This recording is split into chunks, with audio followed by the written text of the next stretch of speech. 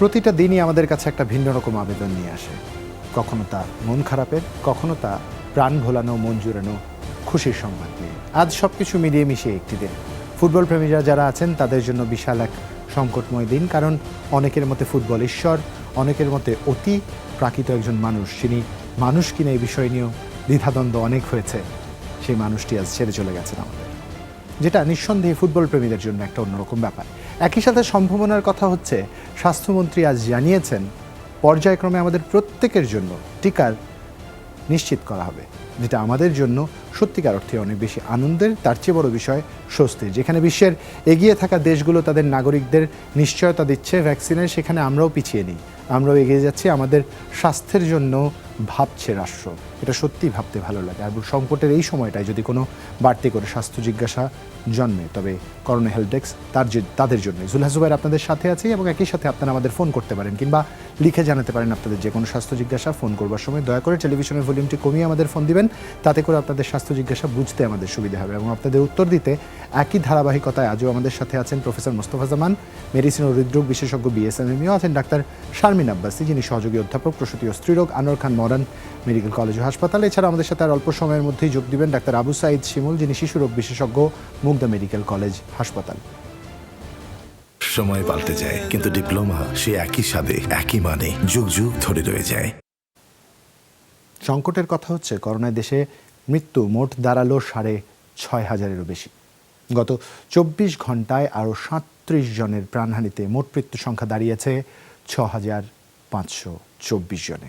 স্বাস্থ্য অধিদপ্তরের বিজ্ঞপ্তিতে জানানো হয়, গত 24 ঘন্টায় 17,052টি নমুনা পরীক্ষায় নতুন করে সংক্রমণ শনাক্ত হয়েছে 2,292 জনের দেহে।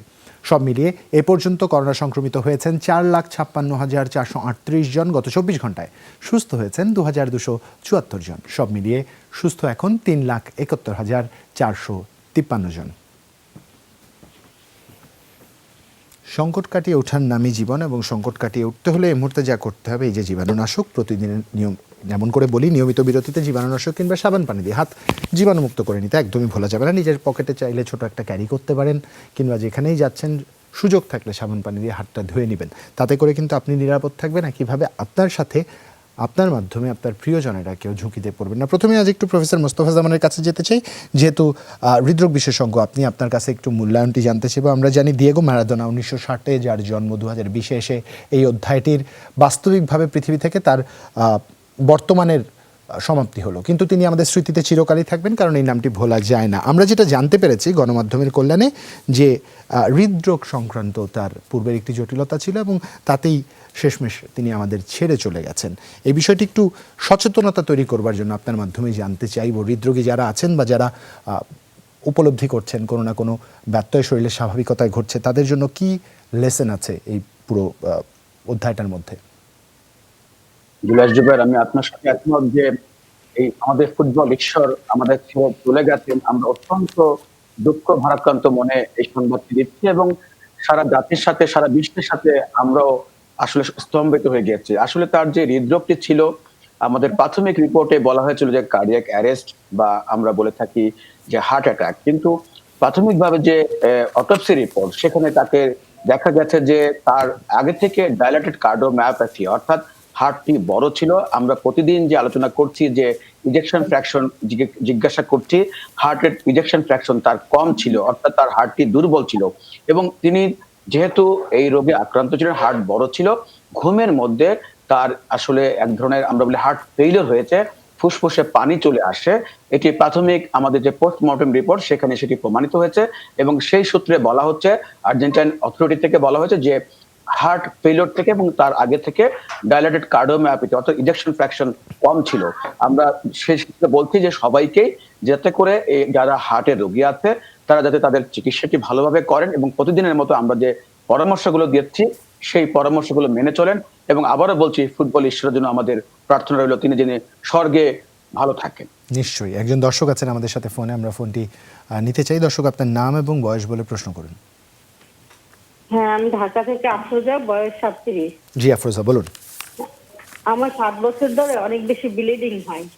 হ্যাঁ, আচ্ছা কিন্তু অনেক ডাক্তার দেখাইছি, সবাই বলে জরায়ুটা একটু নিচের দিকে এবং ঢিলা। আচ্ছা। আমার একটা মেয়ে আছে, কিন্তু সিজার হয়েছে। আচ্ছা এখন জরায়ুটা নিচের দিকে, তো আমার কোনো সমস্যা হয় না, সমস্যা শুধু ব্লিডিং বেশি হয়। আচ্ছা, আফরোজা আমাকে কিছু তথ্য দিয়ে সহায়তা করবেন। হ্যাঁ, আমি বলতেছি, তার 3 বছর আগে আমি একজন গাইনি ডাক্তার দেখাইছি, উনি আমাকে জি। থাইরয়েড পরীক্ষা করায়। জি, হ্যাঁ, সেখানে আমার টিএসএইচ আছে 6.08। এটা কি 3 বছর আগে? হ্যাঁ, 3 বছর আগে। এই 3 বছরের মধ্যে টিএসএইচ আর করাননি? এরপরে 1 মাস পরে আবার করাইছি, 3 বছর আগে 1 মাস পরে যখন করাইছি টিএসএইচ, তখন আবার আছে 1.17। হ্যাঁ, এখন আর একটা থাইরয়েডের ওষুধ খেতাম। এই 3 বছর যাবতই আমি প্রতিদিন সকালে একটা থাইরয়েড ওষুধ খাচ্ছি, আচ্ছা খালি পেটে সকালবেলা। তো এখন হচ্ছে কি, এখন 1.5 মাস আগে আমি ওই থাইরয়েড পরীক্ষা করাই। জি। 1.5 মাস আগে যখন পরীক্ষা করি, তখন টিএসএইচ আছে লেস দেন 0.015। 0.015। 15, হ্যাঁ। তার 15 দিন পর, মানে এই রিসেন্ট 15 দিন আগে আবার করাই, তখন আবার টিএসএস আছে লেস দেন 0.01। এই 15 দিন আগে এটা 0.01 এরও কম? হ্যাঁ, জি, এটা আসে। আসার পর এটা আমি তারপর আমি থাইরয়েডের ওষুধটা আমি এই 1.5 মাস পর্যন্ত বাদ আছে আমার, এটা খাচ্ছি আচ্ছা, না। বুঝতে হ্যাঁ। পেরেছি। আপনার কি কখনো ব্লাড বাদ সুগার চেক দেওয়ার করা পরেও- হয়েছিল? জি জি, ব্লাড সুগার চেক করেছেন কখনো? হ্যাঁ হ্যাঁ, স্বাভাবিক আছে? আগে করেছিলাম, তখন স্বাভাবিক ছিল, ইদানিং আর করা হয়নি। ইদানিং আর করা হয়নি। আপনি আমাদের সাথে থাকবেন আফরোজা, আমরা একটু ডাক্তার শারমিন আব্বাসীর কাছে যেতে চাই। আচ্ছা, ওনার হিস্ট্রিটা কিন্তু আসলে আমাদের কাছে কমপ্লিট না। প্রথম কথা যেটা, যে উনি টিএসএইচ লেভেলটা বেশ ওঠানামার একটা প্রসঙ্গ নিয়ে এনেছেন এখানে, কিন্তু আমাদের কথা যেটি সেটা হচ্ছে লাস্ট 3 মাসে এটি দেখা আছে কিনা, এবং তার লেভেলটার উপরে ডিপেন্ড করে আসলে ডোজ কমানো বাড়ানো বা সাময়িকভাবে বন্ধ রাখার প্রসঙ্গটি আসবে। যদি সেটি না করানো থাকে তাহলে এটি করতে হবে, প্রথম একটি সমাধান ওনার জন্য। সেকেন্ড যেটি, সেটি হচ্ছে যে আমাদেরকে খুঁজে বের করতে হবে কেন ব্লিডিংটি হচ্ছে। আপাত দৃষ্টিতে যেটিকে আপনারা বলছেন যে জরায়ু একটু নিচের দিকে নেমে গেছে, এটির জন্য কিন্তু কখনো ব্লিডিং হওয়ার কথা না। এটির জন্য মূলত যে সমস্যাটি হবে সেটি হচ্ছে যে ইউরিন পাস করলে আপনার কাছে মনে হবে ইউরিন পাসটি ক্লিয়ার হচ্ছে না, আপনার হয়তো সেক্সুয়াল ইন্টারকোর্সে কোনো ধরনের ডিফিকাল্টি হবে, অথবা বাথরুম করতে আপনার হয়তো কোনো ধরনের ডিফিকাল্টি হবে। এখানে কিন্তু ব্লিডিং হয় এমন সিমটম আমরা খুব একটা পাই না। অতএব আমার হিসেবে টিভিএস ট্রান্সভেজানাল সোনোগ্রাফিটা একটু রিভিউ করার এখানে একটা প্রসঙ্গ আছে। তো এই হচ্ছে আমাদের কথা। তো আমরা টিএসএইচ লেভেল, জুবায়ের যেটি বললো যে ওজিটিটি এবং একটা আলট্রাসোনোগ্রাফি, এই তিনটা আমরা একটু দেখবো। এবং এই বয়সে আমরা বিবাহিত মেয়েদেরকে একটা কথা বলি, সেটা হচ্ছে প্যাপ স্মিয়ার। কারণ আপনারা জানেন যে বাংলাদেশি জরায়ু ক্যান্সারে বেশ লম্বা একটা অংশ কিন্তু মারা যায়। তো সেখানে এমন কোনো সিমটম আছে কিনা এটিও দেখে নেওয়ার একটা প্রসঙ্গ আছে। কিছু রোগী আছে যাদের কোনো কারণই পাই না, তাদেরকে আমরা বলি ডিসফাংশনাল ইউটেরাইন ব্লিডিং, অর্থাৎ কোনো কারণ খুঁজে পাচ্ছি না কিন্তু এই ধরনের ব্লিডিং অ্যাবনরমালিটি আছে। তাদেরকে একটু প্রোজেস্টেরন হরমোন জাতীয় কিছু ওষুধ, মাঝে মাঝে একটু সিভিয়ার হলে ইনজেকশন দিয়ে আমাদের কিন্তু চিকিৎসা করাতে হয়। অতএব আপনার যে সমস্যাটির কথা বলেছেন এটি খুব জটিল কোনো সমস্যা নাই, তবে আপনার ইস্যু যেহেতু একটি বাচ্চা আছে, আমি বলবো যে সেকেন্ড প্রেগন্যান্সি ট্রাই থাকলে এটি আসলে এখনই করে নেওয়া উচিত। আমি একজন গাইনি বিশেষজ্ঞ আপনার বাড়ির কাছে যিনি আছেন তাকে একটু দেখিয়ে এই জিনিসগুলো যদি একটু আপনারা নিয়মের মধ্যে নিয়ে আসেন, আমার কাছে মনে হয় কোনো সমস্যা হবে না। আর জ্বরেও যদি নেমেই যায় তাহলে কিন্তু একটু আমাদের ব্যায়াম আছে যেটাকে আমরা বলি যে শক্ত পায়খানা বা কনস্টিপেটেড পায়খানাটা শক্ত করে ধরা এবং ছাড়া, দম বন্ধ করে, অর্থাৎ কি নিচের যে পার্টটুকু আছে মেয়েদের সেখানে এক ধরনের চাপ দিয়ে জিনিসটাকে বন্ধ করা আবার খুলে দেওয়া। এই নিয়মে যদি প্রতিদিন কোনো মহিলা 3 বেলায় যদি একটা 30 বার করে করে এই ধরনের একটা ব্যায়াম করে, তাহলে কিন্তু যে সিমটম গুলো হয় সেখান থেকে অনেকটা মুক্তি পাওয়া যায়। তো একটু ইভালুয়েশন আমার কাছে মনে হয় প্রয়োজন আছে, করে আমাদেরকে ফার্দার জানালে আমরা আবারও বলতে পারবো যে কি করলে আপনার জন্য ভালো হবে। ধন্যবাদ ডাক্তার শারমিন আব্বাসী। একজন বাবা তার মেয়ের জন্য প্রশ্ন করেছেন, যার বয়স প্রায় 9 বছর, উচ্চতা 3 ফুট 10 ইঞ্চি, ওজন 19 কেজি। অন্য 10টা মেয়ের মতো স্বাভাবিক বৃদ্ধি হচ্ছে না, এটা তার বাবার অভিযোগ। তাছাড়া তেমন কোনো সমস্যা নেই, খাওয়া দাওয়া মোটামুটি পরিমাণ করে, বেশি নয়। পরামর্শ চাচ্ছে সুন্দর স্বাভাবিক স্বাস্থ্যের জন্য। এবং একই সাথে আরো একজন দর্শক আমাদের সাথে আছেন, তার ফোনটিও আমরা নিতে চাই। দর্শক, আপনার নাম এবং বয়স বলে প্রশ্ন করবেন। হ্যালো, জি দর্শক, শুনতে পাচ্ছি আপনাকে। জি আমার নাম ডাক্তার হোসেন, সাভার থেকে বলছিলাম। জি, সমস্যার কথা বলুন আমাদের। জি, আমার ছেলের বয়স হচ্ছে 1 বছর। জি, 1 বছর, বাহ। তো তার ঠান্ডা ছিল, তো গ্যাস দিচ্ছিলাম আর কি। জি, তো এখন আজকে থেকে আবার পাতলা পায়খানা হচ্ছে। আজকে থেকে আবার পাতলা পায়খানা হচ্ছে। পাতলা পায়খানা হচ্ছে। কবার করেছে এই পর্যন্ত? 11 বার করছি। আচ্ছা, পাতলা পায়খানার কোনো রং দেখতে পেয়েছেন না স্বাভাবিক? না, স্বাভাবিক। স্বাভাবিক। আচ্ছা, ওর খাদ্যাভ্যাসটা আমাদের একটু বলবেন। বুকের দুধের পাশাপাশি ফর্মুলা মিল্ক কি খাওয়াচ্ছেন ওকে, বা গরুর দুধ? না, গরুর দুধ খাওয়া হচ্ছে না, শুধু ভাত ভাত। খাবো মাঝে মধ্যে। আচ্ছা, সাগু মাঝে মধ্যে খায়। জি বুঝতে পেরেছি। আর ওকে যে পানিটা দেওয়া হচ্ছে নিশ্চয়ই পানিটি ফুটিয়ে আপনারা ওকে দেন। জি জি জি। বুঝতে পেরেছি। ডাক্তার আবু সাইদ শিমুল, আপনার যদি আর কিছু জানবার থাকে। জি, পায়খানার আসলে রংটা কেমন, হলুদ, সবুজ নাকি লাল, কেমন? হলুদ। হলুদ। এটা পানির পরিমাণ কি বেশি? পানির পরিমাণ একটু কম, খুব একটা বেশি। আচ্ছা আচ্ছা, সাথে কি জ্বর আছে? জ্বর খুব হালকা, খুব বেশি না জ্বর, হালকা জ্বর। জি জি, আসলে আমরা উত্তরটা দিচ্ছি, আসলে আমাদের সাথেই থাকুন। দুটো প্রশ্ন এসেছে ইতিমধ্যে। প্রথম যেটা বলেছিল 19 কেজি, তার বয়স ছিল 3 বছর 7 মাস। জি, মানে কি, হ্যাঁ 3 9 বছর, যদি প্রায় 7 9 মাস, বছর। আচ্ছা 9 বছরে যদি 19 কেজি হয়ে থাকে তাহলে আমি বলবো আসলে ওজন একটু কম। হ্যাঁ, আসলে আমরা এই অনুষ্ঠান অনেকবারই বলেছি ওজন কেন কম, শুধু যে খাওয়া দাওয়ার জন্য কম, কিন্তু সবাই আমাদের কি যেটা জানতে চান যে কি খাওয়ালে বাচ্চাটার আরো বেশি মোটা তাজা হবে, বা কি ওষুধ খাওয়ালে, কোন দুধ খাওয়ালে এই তার ওজনটা বাড়বে। আসলে এই ক্ষেত্রে দেখতে হবে তার ওজন বৃদ্ধিটা ঠিক আছে কিনা, জন্ম ওজন কত ছিল, সে প্রিমেচিউর হয়েছিল কিনা, অর্থাৎ যে সময়টা হওয়ার কথা ছিল তার আগে হয়ে গিয়েছিল কিনা, কিংবা তার জন্ম ওজনটা কম ছিল কিনা, সেটা কিন্তু আসলে খুব গুরুত্বপূর্ণ। তা থেকে কিন্তু আমরা বুঝতে পারবো যে তার ওজনটা ঠিক আছে কিনা। যে হাইটটা বলেছে তার ক্ষেত্রে আমরা বলতে পারি ওজনটা অত বেশি কম নয়। এই ক্ষেত্রে আপনি যেটা করবেন, আমরা অনেকবারই বলেছি, কিছু পরীক্ষা নিরীক্ষা করতে হবে, যে কমপ্লিট ব্লাড কাউন্ট যেটা বলে, সিবিসি, পিবিএফ, চেস্ট এক্সরে করান, একটু সিরাম ক্রিয়েটিনিন, আর একটু ব্লাড সুগারটা যদি একটা খালি পেটে এবং 2 ঘন্টা পরে করেন, সাথে কিন্তু T4 TSH, হ্যাঁ FT4 T3 এবং TSH, এই সবগুলি করলে কারণগুলি কিন্তু আমরা আলাদাভাবে বুঝে যেতে পারবো। অনেক ক্ষেত্রে যেটা দেখা যায় যে হিডেন করে দেখা যায় হার্টের সমস্যা জন্মগত, যেমন কি ASD কিন্তু সহজে বোঝা যায় না, আমরা VSD বা অন্য হার্টের হৃদরোগ জন্মগতগুলি যেভাবে বুঝি, ASD বোঝা যায় না, যেহেতু তার আসলে অক্সিজেনের স্বল্পতা থাকে, হিমোগ্লোবিনের স্বল্পতা থাকে, এবং শরীরের প্রতিটা কোষের তো হিমোগ্লোবিন প্রয়োজন। সুতরাং এই ক্ষেত্রে দেখা যায় তার কোষগুলি বেড়ে ওঠে না। সুতরাং এই সবকিছু ইভ্যালুয়েশন করে আমরা বলতে পারবো যে তার ওজনটা কেন কম। এই মুহূর্তে তাহলে আপনি কি করবেন? আপনি পুষ্টিকর খাবার খাবেন, খাবার নিয়ে জোর করবেন না। আপনি যেটা করবেন, একটু বড় গ্যাপ দিয়ে বেশি করে খাবে, অর্থাৎ সারাদিন ধরে ওকে খাওয়ানোর চেষ্টা করে লাভ নেই। বড় খাওয়ার মেইন মিলটা 2 বার দিবেন, নাস্তা দিবেন 2 বার, এবং খাবারটা একটু তেল দিয়ে রান্না করবেন। রাতে একবার একটু যদি আপনি দুধ দিতে পারেন খুবই ভালো হয়। এই মুহূর্তে আপনি ক্যালসিয়াম এবং একটু খাওয়াতে পারেন, কেলজুভেন 250 মিলিগ্রাম একটা করে দিনে 2 বার, ডেফ্রল ট্যাবলেট 2000 ইন্টারন্যাশনাল ইউনিট যেটা, সেটা প্রতিদিন একটা করে 3 মাসে একটু দেন।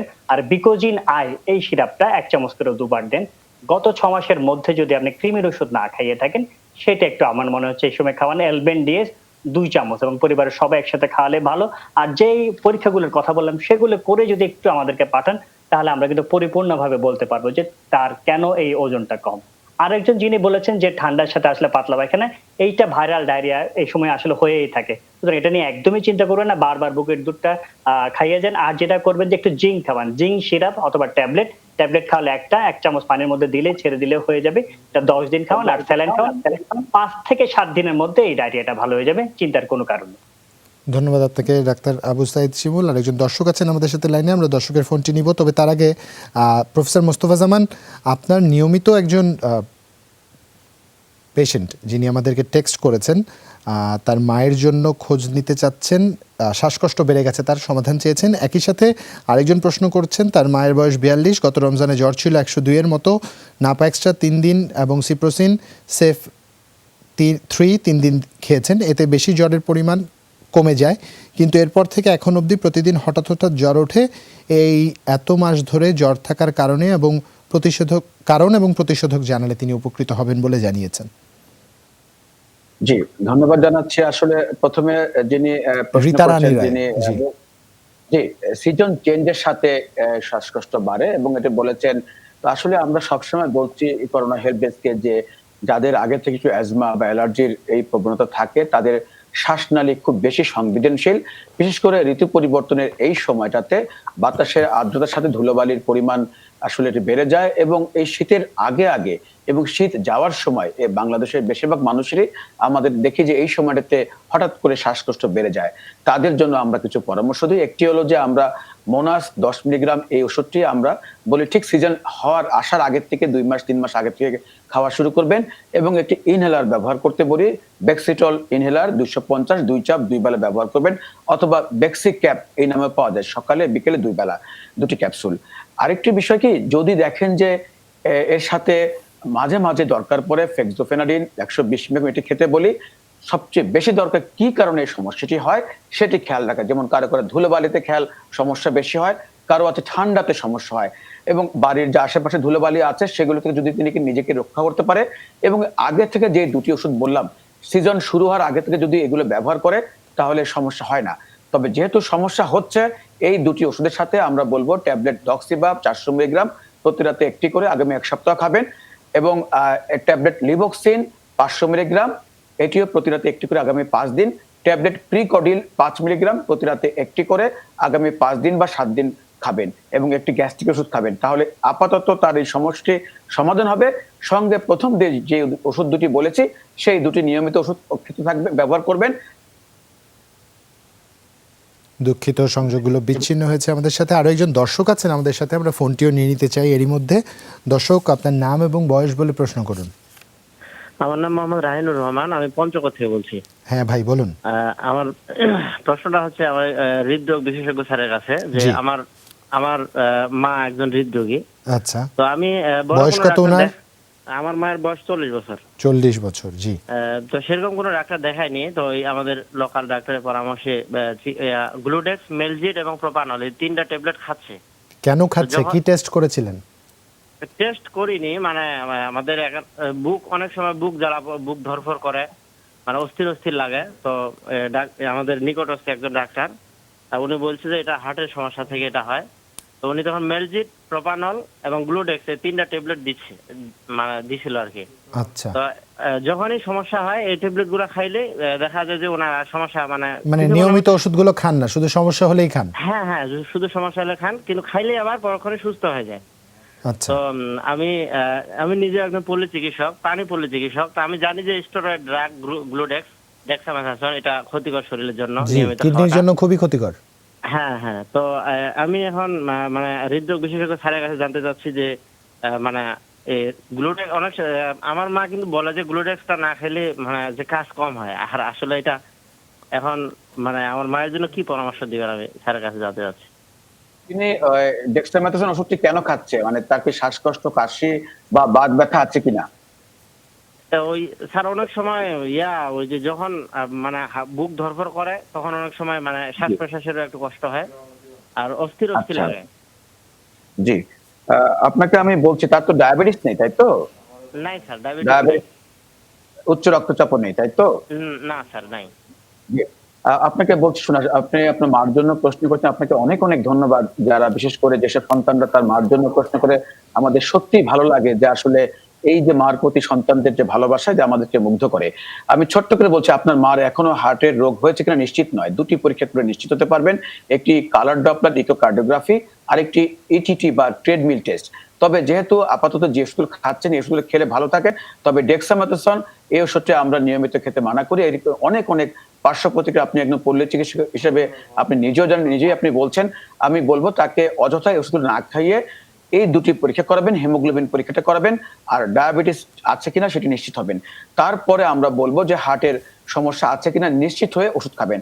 আমাদের চেম্বারে আমরা প্রতিনিয়ত পাচ্ছি অনেকেই দেখছি যে আসছেন হার্টের ওষুধ খেয়ে, কিন্তু আমরা এই 2টি পরীক্ষা করে নিশ্চিত হতে পারি যে তার হার্টের কোনো সমস্যা আছে কিনা।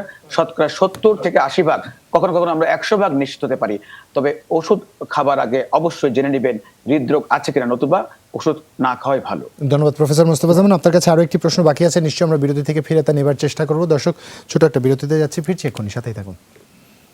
আমরা এই পর্যায়ে একটু ডাক্তার শারমিন আব্বাসীর কাছে যেতে চাই। ডাক্তার শারমিন আব্বাসী, স্বাভাবিকভাবেই সংকটকালীন সময়টায় যেটা হয়েছে যে গর্ভবতী মায়েরা কিংবা যারা সন্তান প্রত্যাশা করছিলেন তারা একটা রেগুলার ট্রিটমেন্ট নিতে পারেননি, কিন্তু এখন কিন্তু অবস্থাটা বদলেছে। এখন আপনাদের চেম্বারে প্রতি মুহূর্ত রোগীর সংখ্যা বাড়ছে। এই যে ক্রাইসিস মোমেন্ট আমরা পার করলাম বা আমরা ফার্স্ট ওয়েভ যেটাকে বলছি, এই সময় কি এমন কোনো অ্যালার্মিং দিক দেখেছেন যা হয়তো সেকেন্ড ওয়েভের যে সময়টার আরও বেড়ে যেতে পারে, কিংবা তাদের অ্যালার্ট করবার জন্য কিছু বলবেন?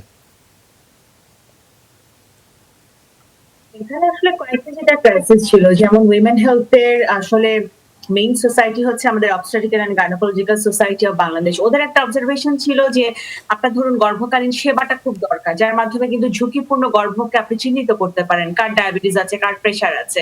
এখন যখন কোভিড এর ব্যাপারটা আসে এবং সংক্রমণ বাড়তে থাকে, মানুষ হাসপাতালে আসতে ভয় পায়, তখন কিন্তু ঝুঁকিপূর্ণ যে গর্ভগুলো আছে সেগুলো ফলো আপ ভালো হয় না। সেখান থেকে কিন্তু মাতৃমৃত্যু কিছুটা হলেও কিছু কিছু ক্ষেত্রে বেড়েছে। অনেক সময় দেখা গেছে যে নবজাতকও মারা গেছেন, এমন কিছু হিস্ট্রি আছে।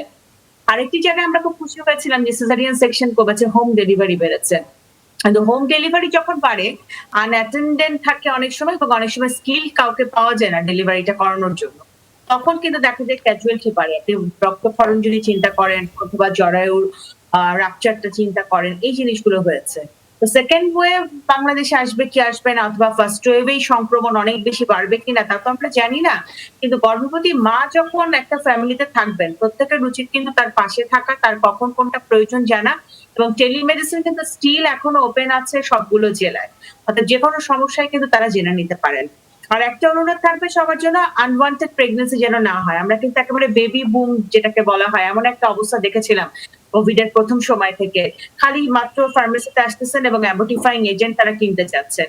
তাহলে সংকটের মধ্যে আসলে সংকটটা যেন আমরা না বাড়াই, পরিকল্পিত জন্ম নিয়ন্ত্রণ ব্যবহারের মাধ্যমে কিন্তু এই ক্রাইসিসটাকে কিন্তু আমাদের পক্ষে উত্তরণ সম্ভব।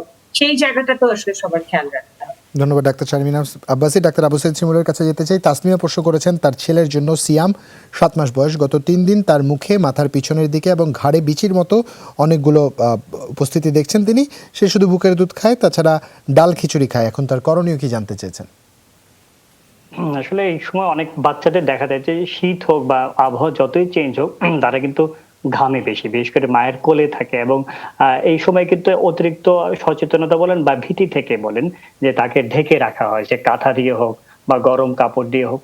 অনেক ক্ষেত্রে দেখা যায় এ থেকে কিন্তু তার গরমে বিভিন্ন ধরনের আরো সমস্যা হয়ে যায়। সুতরাং আমাদের প্রতি, সকলের প্রতি এইটাই আসলে আমাদের একটা অনুরোধ থাকবে যে আপনারা ঢাকবেন, কিন্তু মাঝে মাঝে একটু চেক করেন। দুটো জিনিস চেক করতে হবে আসলে, একটা দেখতে হবে যে ঘেমে যাচ্ছে কিনা, আর প্রস্রাব করে দিচ্ছে কিনা বা মলমূত্র ত্যাগ করছে কিনা।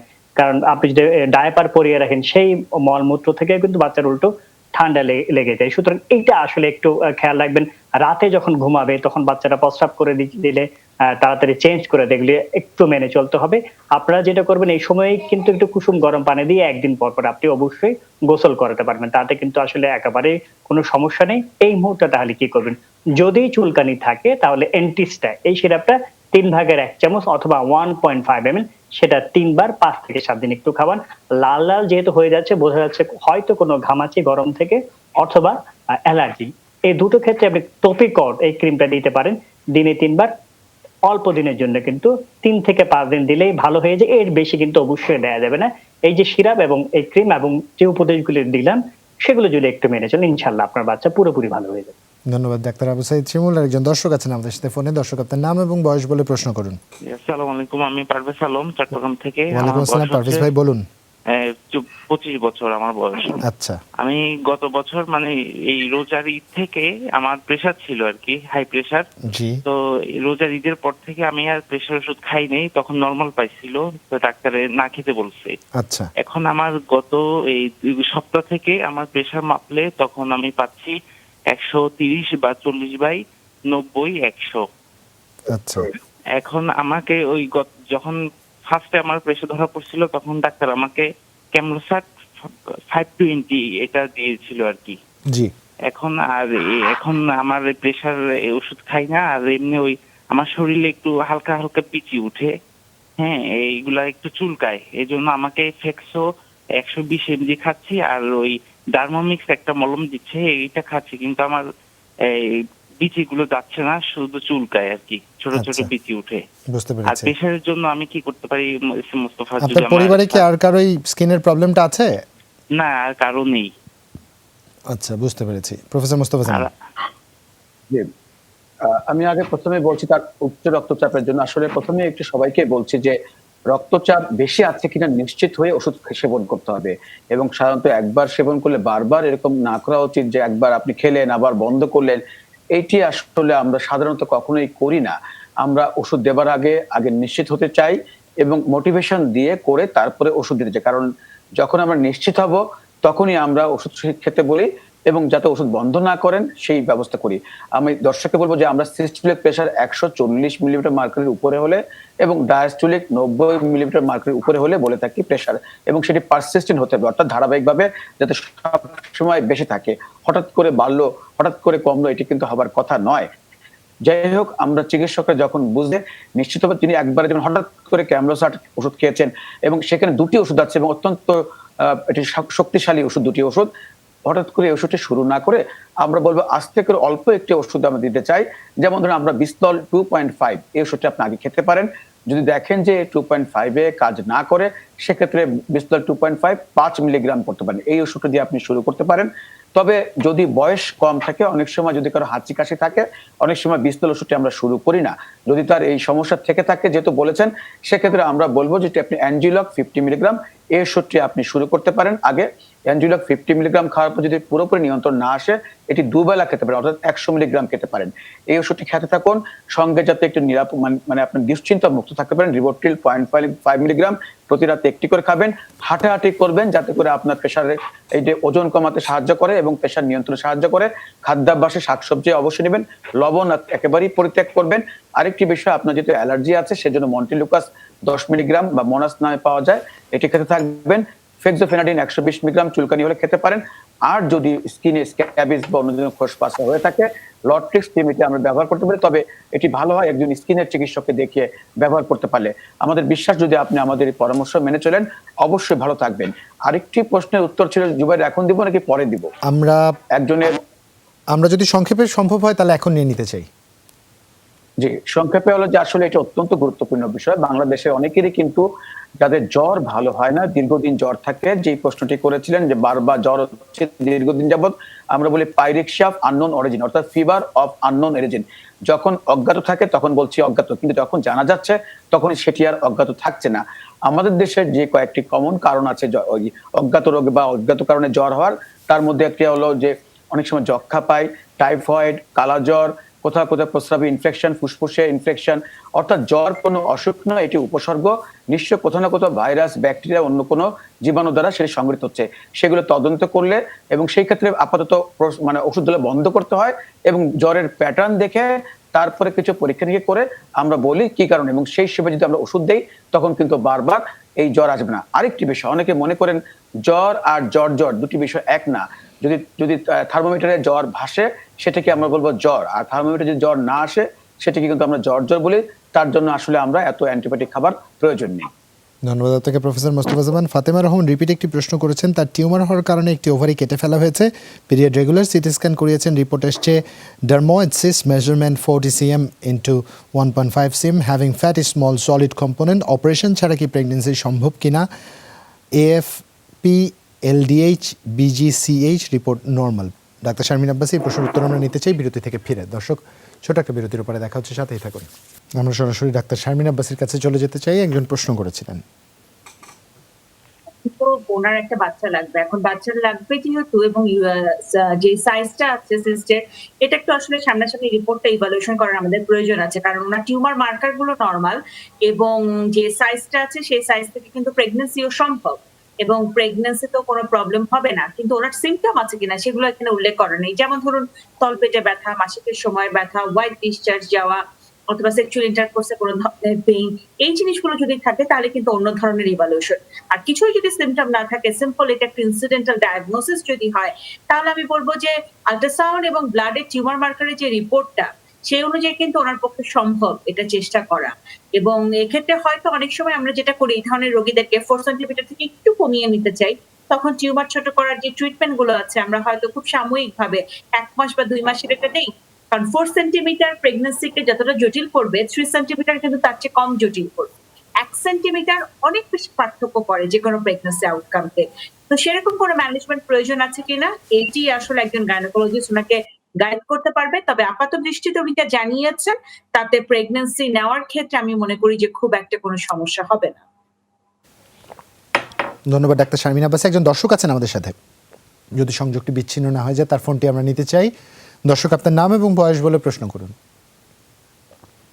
আমার নাম সাইদুর রহমান। জি সাইদ ভাই। আমি স্যারদের কাছে প্রশ্ন করতে চাচ্ছি এটা যে আমার এই কোরবানির ঈদের পরে 4 দিন পরে যে জ্বর হয়েছিল, জ্বরটা 3 দিন ছিল, 3 দিনে 5টা এজিথ্রোমাইসিন খেয়েছি, খাওয়ার পরে জ্বর সেরে গেছে, কিন্তু কিছুদিন পরে আবার মানে আমার হঠাৎ করে মানে ঘ্রাণ শক্তি দুর্বল, মানে কোনো ঘ্রাণ শক্তি পাই নাই, এবং একটু শ্বাসকষ্ট হয়েছে, বুক ধরপড় করছে, কিন্তু আদৌ পর্যন্ত এখন পর্যন্ত আমি এই আর 4 মাস হয়ে গেল, এখন পর্যন্ত আমি মানে শরীর দাঁড়া করতে পারি না, কাজ করতে পারি না। সাইদ ভাই, আপনি করোনার টেস্ট করেছিলেন? না, করোনার টেস্ট করতে পারি নাই। এটা খুব জরুরি ছিল। আপনার পরিবারে আর কারো জ্বর এসছে? হ্যাঁ, আমার পরিবারের সবারই জ্বর হয়েছিল, কিন্তু ওদের সবকে আরো কোনো সমস্যা হয় নাই, সবাই এখন ফিট আছে, কিন্তু আমি আনফিট হয়ে গেলাম। সমস্যা হয় না, এটা আপনারা সৌভাগ্যবান, কিন্তু যে কোনো সমস্যা হতে পারতো। হ্যাঁ। আচ্ছা, এখন আপনার কি কি সমস্যা হয় বলেন? এখন সমস্যা হচ্ছে আমি মানে খুবই মানসিক চাপের মধ্যে থাকি, হঠাৎ করে মানে শ্বাস প্রশ্বাস হয়ে যায়, ঘন হয়ে যায়, এবং বিভিন্ন অস্থিরতা শুরু হয়ে যায়, মানে হঠাৎ করে মানে মৃত্যু ভীতি একটা হয়েছে শরীরের মধ্যে, যে আমি এখনই মনে হয় মারা যাবো এইভাবে একটা হয়েছে, যে খুবই মানে দুর্বল, শরীর দুর্বল থাকে, এবং আমার স্ত্রীর এই সমস্যাটা সেও বহন করতেছে। মৃত্যু ভয় নিশ্চয়ই স্রষ্টার নৈকট্য দেওয়ার জন্যই আমাদের মধ্যে আসে। আপনি আপনার মতো করে সে পথ খুঁজে নেবেন। বাদবাকি স্বাস্থ্য জিজ্ঞাসার যে উত্তর আছে নিশ্চয়ই প্রফেসর মোস্তফা জামান দিবেন আপনাকে। আমি স্যারদের কাছে আমি 2টা ডাক্তার দেখাইছি, জি, তারা আমাকে প্রোপোনাল 10 দিছে, কিন্তু এখন বর্তমানে আমি দেখাইছি তাতে কোনো কাজ হয় না। এখন দেখাইছি ঢাকা মেডিকেলের প্রধান প্রফেসর, নাম বলতে হবে না, আপনি কি কি ওষুধ দিয়েছে বলুন। উনি দিছে আমাকে ইন্ডোভার 40 অর্ধেক 2 বেলা, জি, এবং দিয়েছে অ্যামিনিল 10 একটা, এবং গাবাপেন অর্ধেক, এই ওষুধগুলো দিছে, এবং ঘুমের ওষুধ 3 mg দিয়েছে। আপনাকে বলছি আসলে আপনার ওষুধগুলো সবই আসলে আপনার এক ধরনের প্যানিক অ্যাটাকের জন্য। আপনার আসলে ওই যেটি জুবায়ের বলছিলেন, যে যদি আসলে তখন করোনা টেস্টিং করতে পারতেন তাহলে আমাদের চিকিৎসার জন্য অনেক ভালো হতো। কারণ কি, যে করোনার সময় অনেকেই আমাদের আছে যাদের কিন্তু এই স্বাদ আমরা অনেকে পাচ্ছে না, নাকের গন্ধ পায়নি, খাবারের গন্ধ ঠিক মতো পাচ্ছে না, এটি একটি কার্ডিনাল সাইন। এটি কিন্তু আমরা টেস্ট করলে যদি বুঝতে পারতাম যে আপনার এটি করোনা হয়েছে, তাহলে কিন্তু চিকিৎসায় আমাদের সুবিধা হতো। যে কোনো কারণে আপনি করোনার পরেও কিন্তু অনেকে দুর্বল থাকছেন, একটু সময় দিতে হবে, আমি সবসময় বলি। এবং ট্যাবলেট অমিডন 10 মিলিগ্রাম একটি করে 3 বেলা খাবার, আধা ঘন্টা খাবেন, এটি আপনি খেতে থাকুন। সঙ্গে আপনার প্যানিকের জন্য ট্যাবলেট রিভোট্রিল 0.5 মিলিগ্রাম রাতে একটি, এবং দুপুরবেলা 4 ভাগের 1 ভাগ খেতে থাকুন। আর প্রোপানোল বা ইন্ডেভার যেটি 40 মিলিগ্রাম অর্ধেক করে 2 বেলা খাবেন বুক ধরফর কমানোর জন্য। আপনার এই সমস্যাগুলো একটিও বড় কোনো সমস্যা নয়। আমরা ধারণা করছি যতক্ষণ না বড় কোনো পরীক্ষা করি, আশা করছি আপনি সুষম খাদ্য খাবেন, এবং এর সাথে খাদ্যাভ্যাসে যে আমরা সবসময় বলি এক্সারসাইজ করবেন একসময়, এবং ধর্মীয় কাজ করবেন, একসময় এটি একদম ভালো যাবে। তবে একটি কথা আমি না বললেই নয়, যারা পরীক্ষা করছেন না তাদের জন্য কিন্তু অনেক বিপদ ডেকে আনতে পারে। আমাদের সম্প্রতি একটি রোগীর কথা আমরা উদাহরণ দিয়ে বলতে চাচ্ছি, তার হঠাৎ করোনার, আমাদের কার্ডিয়াক পেশেন্ট, কিন্তু তার করোনা পজিটিভ হয়, এবং হঠাৎ করেই তিনি আসছিলেন আমাদের কাছে, কানে শুনছেন না, সাডেন হিয়ারিং লস, অর্থাৎ কানে হঠাৎ করে একটি কানে শুনছেন না, এবং আমাদের কাছে কার্ডিয়াক সমস্যা আসার পরে আমরা যখন নাক কান গলার পরামর্শ একসাথে নেই, দেখা গেল তার করোনার সাথে সম্পর্ক কারণেই কিন্তু তার হঠাৎ করে এই নাকের গন্ধ পাচ্ছিলেন, সঙ্গে হঠাৎ করে কানের হিয়ারিং লস হয়ে গেল। এবং এই ক্ষেত্রে কিন্তু আমরা বলি একেবারে ইমার্জেন্সি কিছু প্রেডনিসোলন বা স্টেরয়েড জাতীয় ওষুধ দিতে হয়, নইলে কিন্তু পার্মানেন্ট হিয়ারিং লস হতে পারে। চোখে যেরকম এরকম কিছু বিষয় আছে যে সঙ্গে সঙ্গে যদি এই চিকিৎসাটি না করা হয় তাহলে কিন্তু পার্মানেন্ট হিয়ারিং লস হবে, এবং বিভিন্ন বৈজ্ঞানিক জার্নালে কিন্তু এরকম কিছু গবেষণা ইতিমধ্যে প্রকাশিত হয়েছে। তাই আমরা বলবো যাদের কোনো সমস্যা হচ্ছে করোনা সংক্রান্ত, আপনারা অবশ্যই পরীক্ষা করবেন, এবং চিকিৎসকের পরামর্শ মতন আপনারা সেই অনুযায়ী চলবেন, তাহলে কিন্তু জটিলতা এড়িয়ে চলতে পারবেন। ধন্যবাদ প্রফেসর মোস্তফা জামান। জাহিদ হোসেন চট্টগ্রাম থেকে লিখছেন, তার সন্তান তাজওয়ারের জন্য, যার বয়স 23 মাস, 10 কেজি তার ওজন, 6 মাস বয়সে তার নিউমোনিয়া হয়েছিল, তখন থেকেই অ্যারন FT 4 মিলিগ্রাম খাচ্ছে। এখন 20 দিন যাবৎ ঠান্ডা লেগেছে, কফ কমছে না, দিনে 4 বেলা সালটোলিন এবং আইপ্রেক্স দিয়ে নেবুলাইজ করা হচ্ছে। ডেকোমিট 2 চাপ করে ডেলি 2 বার দিচ্ছে, কিন্তু কিছুদিন পরপর এই সমস্যা হয়, জ্বর নেই। এখন কফ কমানোর জন্য করণীয় কি জানতে চাচ্ছেন ডাক্তার আবু সাঈদ শিমুল? আসলে আপনাকে ধন্যবাদ আসলে প্রশ্ন করার জন্য। এই ধরনের সমস্যার কিছু নিয়ম কিন্তু মানতে হবে, তারপরে কিছু পরীক্ষা এবং এরপরে হচ্ছে ওষুধ। এই তিনটা জিনিসের সমন্বয় কিন্তু খুব দরকার। আমরা এই অনুষ্ঠানে প্রতিদিন বলছি যদি শীত চলে আসছে কিন্তু এই সময়ে কিন্তু বাচ্চাদের এই ধরনের অ্যালার্জি বা কাশি, শ্বাসকষ্ট এই সমস্যাগুলো বাড়ে। এই সময় আপনি যেটা করবেন একদিন পর পর অবশ্যই গোসল করবেন, কিন্তু পাউডার তেল এগুলো দিবেন না। মাথার নিচ থেকে আপনি হয়তো অলিভ অয়েল দিতে পারেন, উপরের দিকে লোশন দিলেন। দিনের বেলা 10-11টার দিকে যখন একটু রোদ উঠে ঘরের সব দরজা জানালা যদি একটু খুলে একটা বাতাসটা আসতে দিন, সেটা ভাবটা চলে যায়, সেটা খেয়াল রাখবেন। বাসার মধ্যে কোনো ঝুল বা ধুলাবালি আছে কিনা সেটা একটু খেয়াল রাখতে হবে। বাচ্চাকে ধুলাবালি, মশার কয়েল, সিগারেটের ধোঁয়া, রান্নার ধোঁয়া এগুলি থেকে দূরে রাখবেন, আর পরিষ্কার পরিচ্ছন্ন রাখতে হবে। আপনি মোটামুটি অনেকগুলো ওষুধই গ্রহণ করেছেন ইতিমধ্যে, খুবই ভালো, সেগুলি চালিয়ে যান। একটু যেহেতু 5-7 দিন অনেক দিন হয়ে গিয়েছে, আমরা এই ক্ষেত্রে দেখা যায় ম্যাক্রোলাইড বা অ্যাটিপিক্যাল নিউমোনিয়ার অনেক ক্ষেত্রে হতে পারে। সেজন্য আপনি জিমেক্স এই সিরাপটা আপনি 1.5 ml করে যদি একটু দেন, আপনি 5 থেকে 7 দিন খুবই ভালো। সাথে যে নেবুলাইজটা করছেন তার সাথে যদি বুটিকট সলিউশন একটু দেন 1 ml দিনে 3 বার, এটা 5 দিনের বেশি দেওয়া যায় না, সেটা একটু দিলে খুবই ভালো হবে। সাথে সাথে আমরা জানি যে শ্বাসকষ্ট বা সর্দির জন্য ভিটামিন সি খুবই ভালো কাজ দেয়। সেক্ষেত্রে আপনি ভাস্কো এই সিরাপটা যদি হাফ চামচ করে একটু 10 থেকে 15 দিন খাওয়ান, খুবই ভালো। যেহেতু তার বারবার আসলে সর্দি কাশি হচ্ছে, কিছু পরীক্ষা করে যদি আমাদের কাছে বলেন সেটা সবচেয়ে ভালো হয়। সেই ক্ষেত্রে চেস্ট এক্স-রে, সিবিসি, পিবিএফ, সাথে যেহেতু একটু অনেকদিন ধরে এই ধরনের সমস্যা আছে, হার্টের অনেক সময় কিন্তু আমরা এরকম দেখি ইকোকার্ডিওগ্রাফি, এইটাও যদি একটু করে আমাদেরকে একটু পাঠান, তাহলে আমরা সুনির্দিষ্টভাবে কারণ বলে পুরো আসলে চিকিৎসা দিতে পারবো। তার আগ পর্যন্ত ওষুধগুলো গ্রহণ করে ইনশাআল্লাহ আপনার বাচ্চা ভালো ধন্যবাদ হয়ে যাবে। আপনাকে ডাক্তার আবু সাইদ শিমুল। আলমগীর হোসেন পাটোয়ারি তার স্ত্রীর জন্য লিখছেন, যার বয়স 40 বছর। গত কিছুদিন ধরে এবং বেশ কিছু অবজারভেশন তিনি আমাদের দিয়েছেন। কোনো একটা সমস্যার বেসিসে তারা আল্ট্রাসাউন্ড করিয়েছিলেন, যেখানে বেশ কিছু রিপোর্টও করেছেন। বলা হয়েছে kidney, renal, pelvis is prominent, uterus is bulky in size 10.2, 4.6 into 5.6, এবং আরও লিখেছেন এনভেন্ট্রেড ইন পজিশন, 1 হাইড্রোফোনিক এরিয়া, না হাইপিও এরিয়া, আমি জানি না উচ্চারণটা ঠিক করলাম কিনা ডাক্তার শারমিন আব্বাসি। আরও লিখেছেন তিনি অ্যাডিনেক্সের জায়গায় লিখেছেন 1 cyst in area about 2.92 and 2.3 centimetre, এবং another cyst in area অ্যাডিনেক্সাল যেটা সাইজ হচ্ছে 3.76 into 2.83। কি করতে পারেন জানতে চেয়েছে, আচ্ছা, একটু সংক্ষেপে জানতে চাই। জটিল প্রশ্নটি কি করব আমি জানি না। এটি আসলে যেটি হলো অনেক ইভালুয়েশন দরকার, একটা কমপ্লিট হিস্ট্রি দরকার। কেমন আছেন ওনার ওয়াইফ, কি করছেন, কি ধরনের সিমটম, প্রেগন্যান্সি ট্রাই আছে কিনা, কি ধরনের কন্ট্রাসেপশন ব্যবহার করেন, এর কোনো হিস্ট্রি আসলে এখানে নাই। এর প্রত্যেকটা জিনিসের সাথে জিনিসটা খুব জটিল ভাবে রিলেটেড। সেক্ষেত্রে আমি মনে করি যে এই ধরনের জটিল বিষয়গুলো একটু ওনাদের প্রয়োজন হবে একজন গাইনোকোলজিস্টকে দেখানো, সাক্ষাতে বসে এগুলোর বিবেচনা করে একদম পারফেক্ট ট্রিটমেন্টটা নেওয়া। এটাই ওনার জন্য আমার গাইডেন্স থাকবে, কারণ এখানে এত জটিল বিষয়টা আমরা যদি চিকিৎসা দেওয়ার চেষ্টা করি সেটা হয়তো ওনার জন্য বোধগম্য হবে। ধন্যবাদ ডাক্তার শারমিন আব্বাসি। একই সাথে ধন্যবাদ প্রফেসর মোস্তফাজ্জামান ও ডাক্তার আবু সাইদ শিমুল, আপনাদের তিনজনকেই, যারা আজ আমাদের সাথে যুক্ত ছিলেন, যারা প্রথম থেকে আমাদের উপর আস্থা রেখেছেন। অনেকে কমপ্লেন করছেন যে অনেকবার SMS করেছেন কেন পড়ছি না। আমি আন্তরিকভাবে দুঃখিত। আমার পক্ষে যতখানি সম্ভব ছিল স্বাস্থ্যসেবা আপনাদের বাড়ি পর্যন্ত পৌঁছে দেওয়ার আমরা সচেষ্ট ছিলাম। নিশ্চয়ই আগামী শনিবার আমরা আবার চেষ্টা করবো আপনাদের এই প্রশ্নগুলোর উত্তর দেবার। সেই পর্যন্ত সবাই ভালো থাকবেন এবং সবাইকে একটু বাড়তি করে অনুরোধ, নিরাপদ থাকবার, সচেতন হওয়ার। শুভরাত্রি।